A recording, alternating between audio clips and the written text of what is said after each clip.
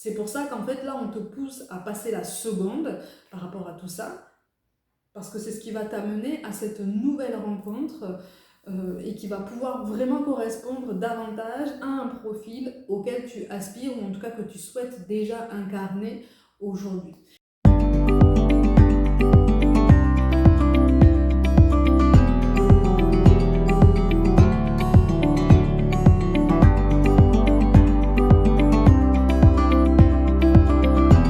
Coucou mes gazelles, bienvenue pour la suite de cet horoscope amoureux pour les mois de novembre et décembre. J'espère que vous allez bien et donc on continue avec vous les natifs des Gémeaux. Comme d'habitude, tu peux visionner la guidance de ton ascendant et de ton signe lunaire pour que ça te parle peut-être davantage de ce côté.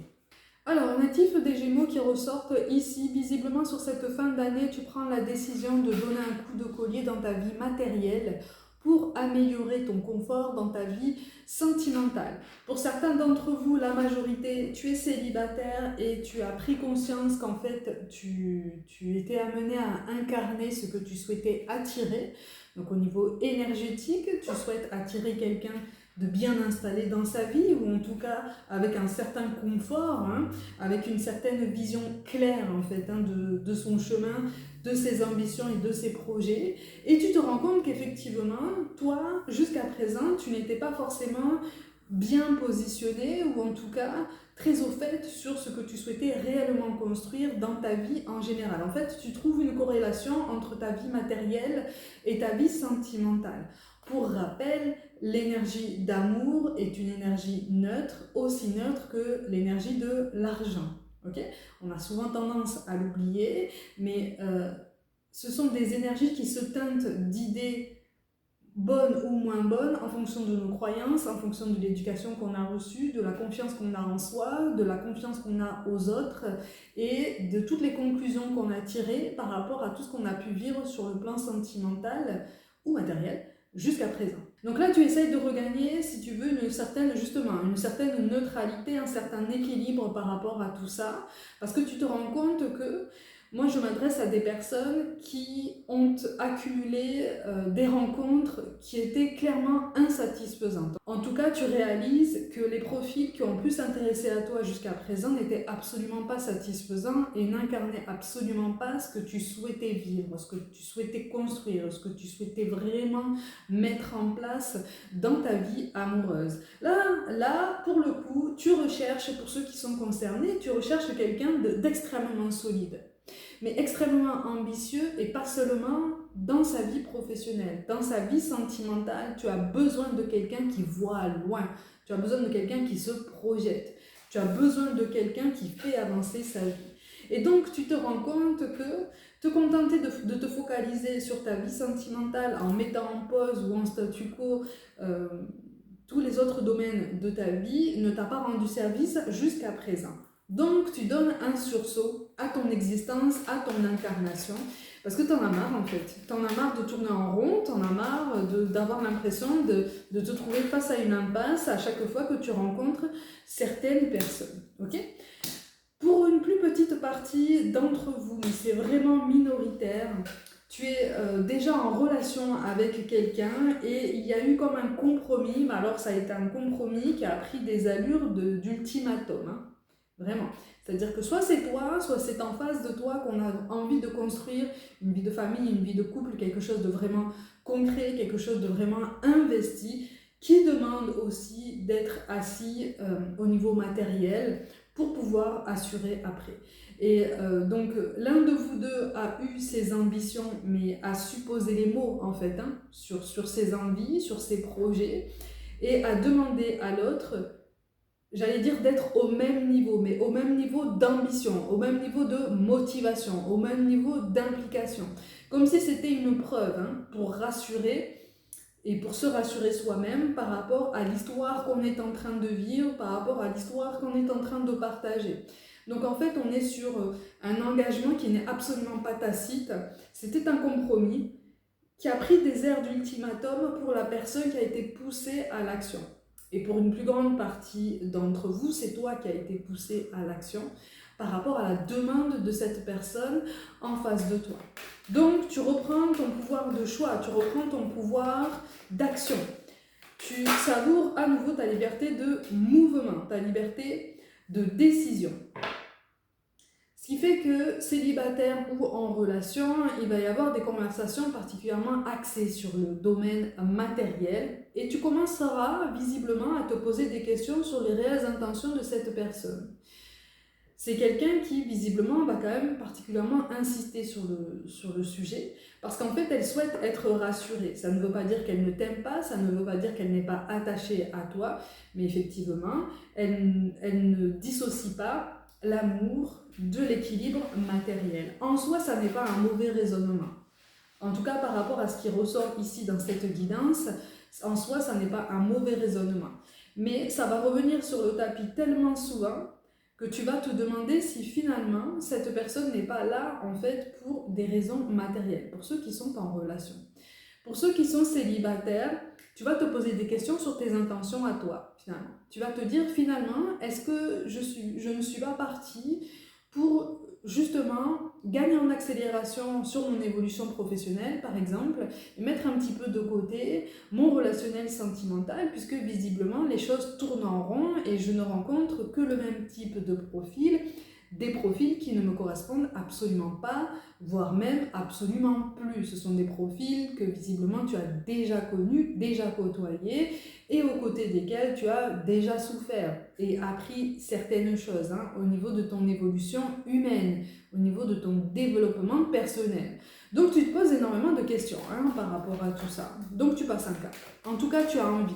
Célibataire ou en relation, tu as envie de passer un cap, tu as envie de faire les choses bien et de penser à toi, de penser à ton confort. Donc tu essayes de trouver et de maintenir cette nouvelle motivation dans cette évolution sentimentale, dans cette évolution par rapport à toi-même. Ok ? Pour ceux qui sont en relation, il y a une notion d'insatisfaction malgré tout. Il y a une notion de déséquilibre, alors qui est tout à fait surmontable, attention, ça va être tout à fait surmontable avec de la communication, avec pas mal de dialogue, d'empathie aussi, voire même de compassion, tout du moins. Parce que, effectivement, les choses risquent de tourner court, ou en tout cas, tu risques d'avoir envie de faire en sorte que cette histoire tourne court, ou en tout cas change de direction.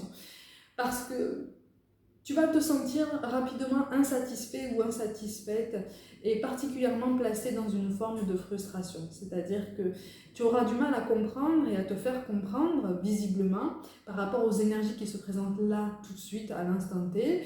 Tu risques d'avoir du mal à faire comprendre à la personne en face de toi que toi aussi tu as besoin d'amour malgré tout, tu as besoin de gestes d'affection, tu as besoin d'attention, tu as besoin de douceur, de tendresse, d'une forme de délicatesse aussi, de considération. De considération pour l'être humain que tu es, pour la personne que tu es, avec ton histoire, avec ton chemin, avec tes victoires passées. Et puis ce que tu prends encore aujourd'hui comme des échecs, mais qui sont finalement des essais que tu vas pouvoir bientôt avoir la possibilité de transformer. Bon, ça c'est quelque chose qui effectivement va constituer un malentendu assez prégnant, d'accord, dans ton duo par rapport à tout ça, parce que tu vas te dire, mais finalement, peut-être que cette personne souhaite avancer, mais dans un chemin différent que celui que j'avais prévu. Peut-être que nos attentes sont différentes, et peut-être que finalement, on vit une relation dont l'enjeu est différent. Donc tu risques de te plonger dans une forme de réflexion, des réflexions qui ne seront pas forcément formulées. Toi, tu es parti pour garder un petit peu tout ça pour toi, pour laisser venir, justement. Parce que tu souhaites te rassurer malgré tout, tu souhaites raison garder, et tu souhaites essayer de faire confiance davantage à ton intuition. Donc, tu vas laisser tout ça de côté, ou en tout cas, tu ne vas pas l'exprimer, tu ne vas pas le verbaliser ouvertement, en tout cas pas aussi ouvertement que ce dont tu aurais besoin, et tu vas essayer de vivre quand même l'instant présent, tu vas essayer de saisir un petit peu la richesse des moments que tu vas pouvoir partager avec cette personne. N'hésite pas malgré tout à t'exprimer au niveau de tes doutes, au niveau de tes appréhensions, d'accord ? Par contre, effectivement, il y aura des conversations assez piquantes avec des ascenseurs émotionnels, des désaccords et pas mal de malentendus. Donc en fait, c'est ça qui risque de t'épuiser. Pour ceux qui sont en relation, c'est ça qui risque de t'épuiser parce que finalement, tu vas avoir la sensation de renouveler un schéma répétitif, une répétition de schéma que tu pensais être en train de briser justement aux côtés de cette personne, ou voire même avant que cette personne n'arrive. Ok ? Bon, tu n'es pas en train de répéter le même schéma, tu es simplement en train d'être poussé en dehors d'une zone de confort, en dehors d'une zone du connu, tu appelles ça comme tu veux, en dehors d'habitudes dans lesquelles tu t'étais ancré pendant un petit peu trop longtemps. Après, tes croyances aussi sur ton confort matériel, sur ton confort de vie, sont très relatives aussi à l'importance que tu donnes au regard des autres. Okay ?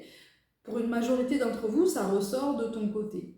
Je te rappelle, c'est une guidance générale, donc les énergies sont interchangeables, d'accord ? Donc pour d'autres, c'est en face de toi qu'on est très regardant par rapport au regard extérieur et qu'on souhaite quelque part un petit peu sauver la face en fait, sauver la mise, préserver son image, préserver sa réputation.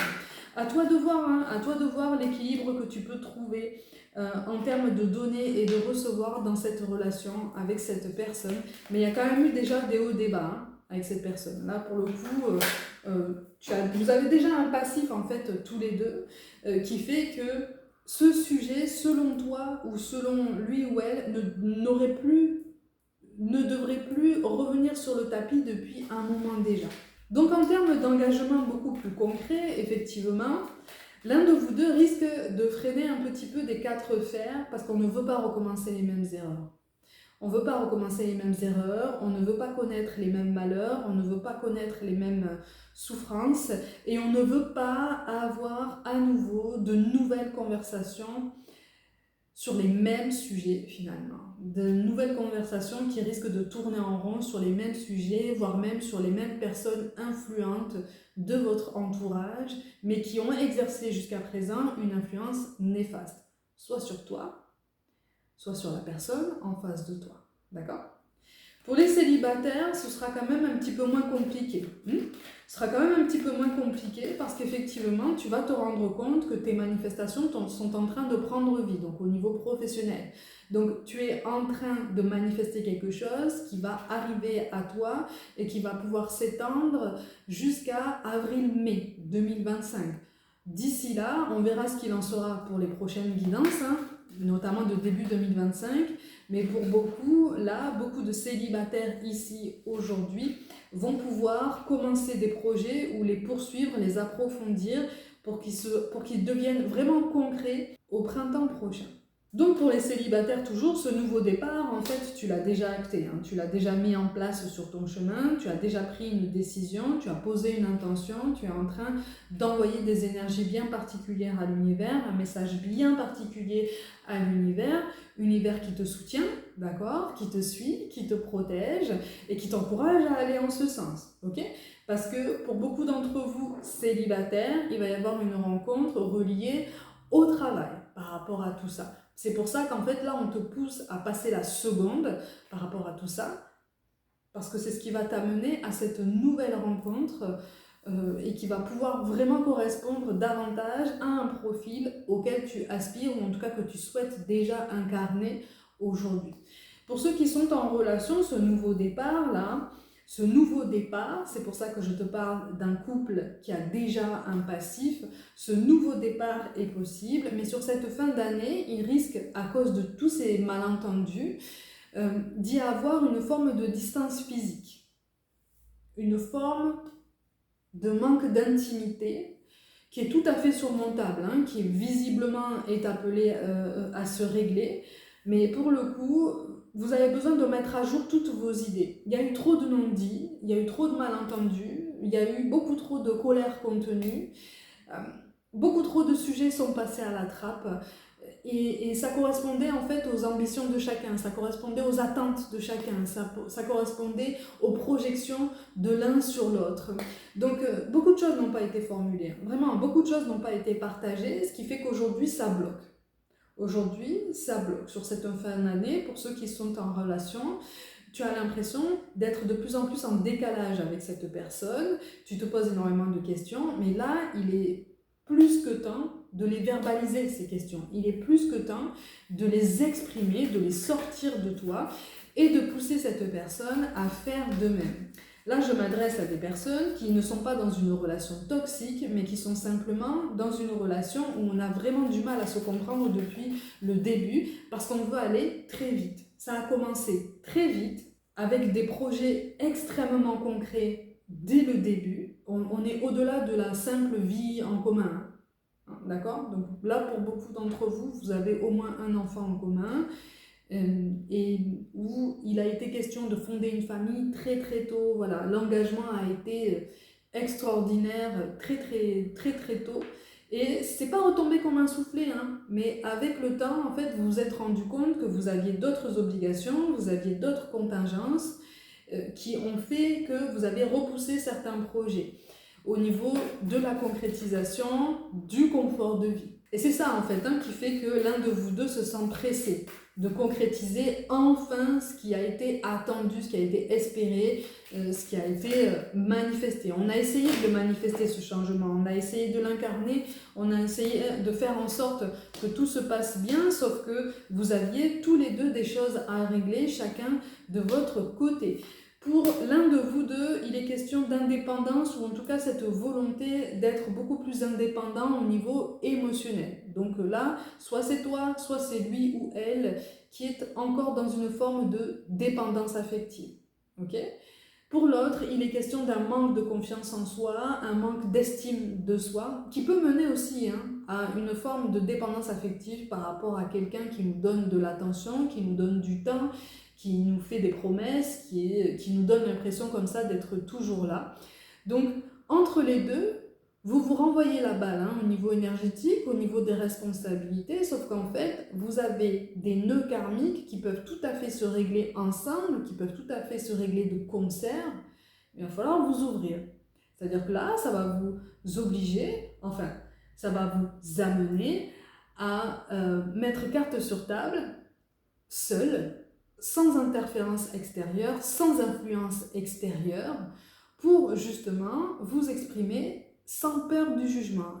Oui, parce que cette fin d'année s'annonce quand même assez tempétueuse, elle s'annonce quand même assez agitée, c'est-à-dire que pour l'un comme pour l'autre, vous allez avoir encore des obligations et c'est comme si en fait tu allais avoir la sensation que ton couple battait de l'aile, mais qu'il fallait quand même sauver les apparences. Donc c'est comme si vous alliez prendre sur vous-même, sur cette fin d'année, pour sauver les apparences, sans pour autant prendre le temps de discuter de ce qui ne va pas et qui peut tout à fait se régler, ou en tout cas, qui peut trouver solution. Tu vois ? Donc la communication est la clé, mais effectivement, c'est comme si l'un des deux était en train d'étouffer par rapport à l'autre, et c'est comme si l'autre manquait tellement de confiance et d'estime de lui-même et avait tellement peur de la solitude et des qu'en dira-t-on qu'en fait on s'accroche à quelque chose qui ne correspond pas à qui vous êtes. Les sentiments sont là, si tu veux, l'attachement est là, la tendresse est là, suivant votre niveau d'implication. Mais pour l'instant, c'est trop brouillon. Vous êtes en train de vous disperser depuis bien trop longtemps. Vous vous êtes perdus de vue tous les deux pendant bien trop longtemps. Donc là, il est temps en fait. Il est temps de vous poser les bonnes questions et ensemble, pas forcément chacun de son côté. Tu peux choisir de te poser les bonnes questions déjà de ton côté parce que tu sens que la communication est difficile, tu sens qu'en fait certains sujets vont être quand même assez épineux. Oui, il y a des compromis qui sont possibles, mais effectivement, toi, tu t'es déjà fait visiblement une idée du devenir de ce duo, du devenir de ce couple en fait. Et pour toi, ça ressemble à une impasse, comme si il n'y avait absolument plus aucune issue, comme si tu avais tenté le tout pour le tout et que finalement rien n'avait fonctionné. Alors pour certains d'entre vous, effectivement, c'est l'aboutissement qui ressort.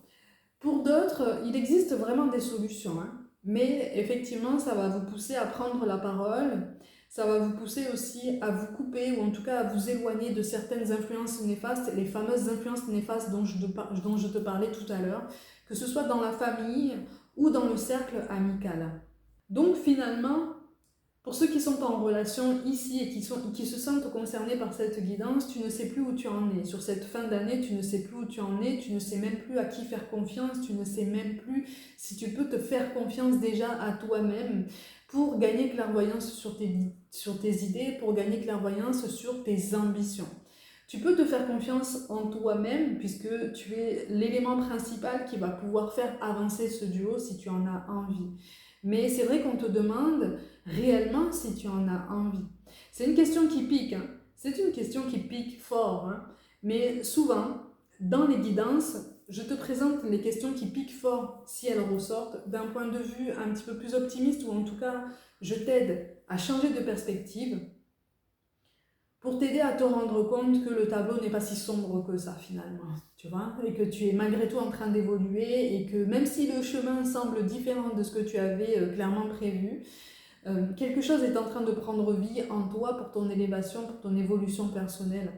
Et c'est ça, en fait, le but d'une incarnation. C'est d'expérimenter et c'est d'aller au bout de ses projets, au bout de ses idées, au bout de ses envies, à partir du moment où ça ne te fait pas souffrir et à partir du moment où ça ne fait pas souffrir la personne en face de toi.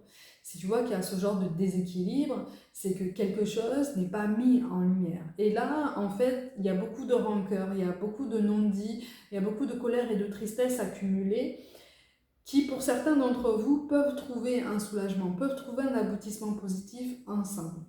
Après, à toi de choisir.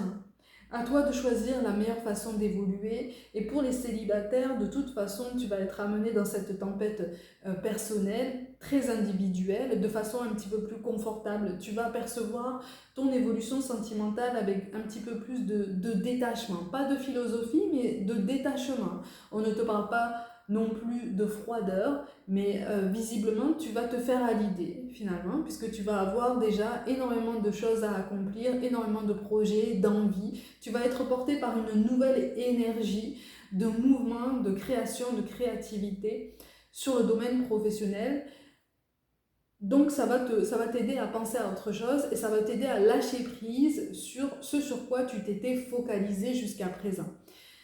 Ce pourquoi c'est un petit peu moins aisé pour ceux qui sont en relation, c'est que vous êtes sur le même objectif, vous êtes sur la même démarche de détachement, sauf qu'à partir du moment où vous êtes en contact, vos énergies créent un égrégore d'incompréhension. Un égrégore, c'est un mélange d'énergie, c'est-à-dire qu'à partir du moment où tu partages une relation sentimentale avec quelqu'un, tes énergies et les siennes, sans aller forcément au contact physique, hein, tes énergies et les siennes créent ce qu'on appelle un égrégore. Ça n'est absolument pas négatif, d'accord? Contrairement à ce qui se dit sur d'autres réseaux sociaux.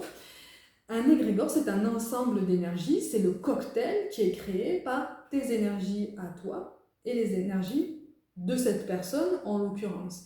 C'est cet égrégore qui va être un petit peu plus compliqué à gérer. Parce qu'il va falloir l'épurer, il va falloir enlever un à un les malentendus, les incompréhensions, les non-dits, les tristesses et les douleurs qui n'ont pas été exprimées. Les secrets qu'on a gardés à l'écart de l'autre pour des raisons qui t'appartiennent, pour des raisons qui lui appartiennent, mais qui maintenant peuvent être mis à jour parce que ça commence à devenir un petit peu trop pesant. Donc il est temps de se libérer pour justement respirer, se faire de la place en soi-même pour quelque chose d'extrêmement positif. Et à ce moment-là, vous allez être capable de gagner clairvoyance. Alors c'est quelque chose qui va prendre du temps, d'accord? Là, on est sur un horoscope qui s'étale sur les mois de novembre et décembre, mais comme je te le dis toujours, la temporalité est plus élastique que ce qu'on pense. C'est-à-dire que là, les énergies dont je te parle ne commencent pas le 1er novembre pour se terminer le 31 décembre à minuit. C'est beaucoup plus large que ça, d'accord? Ça peut se passer beaucoup plus vite, ça peut se passer de façon beaucoup plus lente. C'est à toi de voir, c'est toi qui as la main sur ça. Par ton libre arbitre, par ton pouvoir de manifestation, par ta capacité à t'ancrer dans ta vie, à être présent, à te rendre compte de toute la chance que tu as déjà aujourd'hui dans ta vie, en l'occurrence au niveau relationnel, et même par rapport à toi-même, tu vois? C'est par là aussi que commence le détachement émotionnel. C'est par là aussi que commence ce qu'on appelle le lâcher-prise d'une façon beaucoup plus générale. Okay? Encore une fois, lâcher-prise ne veut pas dire abandonner. Lâcher-prise, c'est se faire confiance et faire confiance à tous les messages qu'on envoie à l'univers en posant des actes concrets pour tendre vers l'objectif qu'on s'est fixé. Ok? Mes gazelles, comme d'habitude, prenez soin de vous, croyez en vous. Pour toute guidance personnelle, mon mail et mon site internet sont mentionnés. Je vous envoie tout mon soutien. Et puis, comme d'habitude, je vous dis à très vite.